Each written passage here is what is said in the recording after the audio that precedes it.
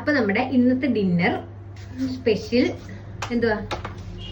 Butter garlic prawns. Butter garlic prawns. Butter garlic ഇല്ല കാണിക്കാൻ. Prawns അത്യാവശ്യം നല്ല കൊടുത്തു വിട്ട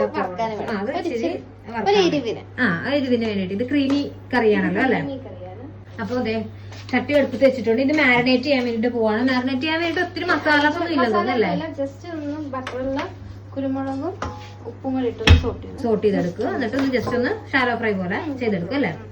പിന്നെ ബാക്കിയുള്ളത് നമുക്ക് മസാല വരട്ടി മസാല ഫ്രൈയും കൂടെ ആക്കാം, ഒരു സ്പൈസി പോലെ അല്ലേ?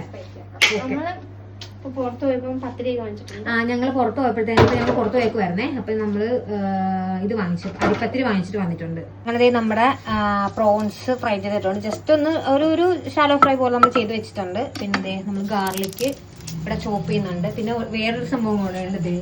ഇതാരാ നോക്കൂ, അന്ന് കംബോഡിയയിൽ നിന്ന് വീഡിയോ കോൾ ചെയ്യുന്നു. അതെ, തിരക്കല്ലേ? ഔട്ട് ഓഫ് സ്റ്റേഷൻ അല്ലേ? എന്താ പറയുന്നു?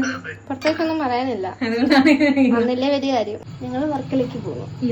അതുകൊണ്ട് ഇവർ വർക്കലേക്ക് പോകുന്നു. അതിന്റെ പാക്കിംഗ് കഴിഞ്ഞിട്ടില്ല, ഈ കുക്കിംഗ് കഴിഞ്ഞിട്ട് വേണം അതിന്റെ പാക്കിംഗ് തുടങ്ങാൻ വേണ്ടിട്ട്. അപ്പൊ ചേട്ടൻ ബൈ പറഞ്ഞു. തണുപ്പുണ്ടോ? അതെ, പുറത്ത് കിടക്കുന്നു. അതെ അതെ. അപ്പൊ ഞങ്ങൾ കണ്ടിന്യൂ ചെയ്യട്ടെ. അങ്ങനെ നമ്മള് പ്രോൺസ് ഒക്കെ ഫ്രൈ ചെയ്ത് സെറ്റ് ആക്കി വെച്ചിട്ടുണ്ട്. പിന്നെ നമ്മള് അതിലേക്ക് കുറച്ചും കൂടെ ബട്ടർ ഇട്ടിട്ട് ഗാർലിക് ചോപ്പ് ചെയ്ത്, അതായത് ഭയങ്കരമായിട്ട് ഇങ്ങനെ ഫൈനായിട്ട് ചോപ്പ് ചെയ്ത് ഗാർലിക് ഇട്ട് നന്നായിട്ട് നമ്മള് സോട്ട് ചെയ്ത് എടുത്തിട്ട് നമ്മൾ മൈദ ആഡ് ചെയ്യുവാണേ. അതൊന്ന് ആ ഒരു പച്ചമണം മാറി കഴിയുമ്പോഴത്തേനും അതിലേക്ക് പാലൊഴിക്കും. നമ്മുടെ പാസ്തയ്ക്ക് ചെയ്യുന്ന കൂട്ടുള്ള സെയിം സാധനം, അതേപോലെ ആണല്ലേ?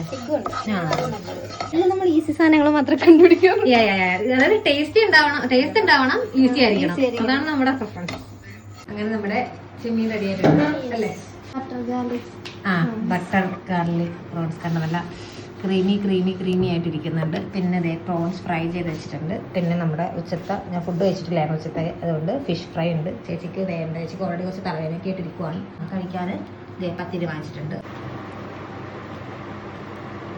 നല്ല ഇങ്ങനെ ഒന്ന് പെരട്ടി ഒരു കഷ്ണം പ്രോൺസ് അങ്ങ് എടുത്ത് ഇതേ